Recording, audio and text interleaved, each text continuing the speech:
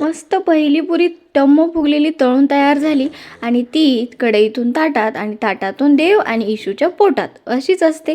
आणि अशा ठम्म फुगलेल्या छान मऊ लुसलुशीत पुऱ्याही तयार झाल्या.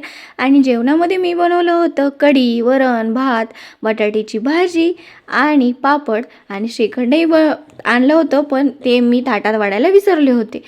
एनिवे मी ते नंतर ते जेवत होते तेव्हा वाढलं, पण मला ते शूट घेणं काही जमलं नाही. या व्हिडिओचा डिटेल व्लॉग मी आपल्या चॅनलला अपलोड केला आहे आणि याची लिंक मी या व्हिडिओच्या शेवटी नक्की देईन. नक्की जाऊन पहा. आणि हे मी ताट कसं वाढलं आहे हे मला तुम्ही कमेंटमध्ये सांगा.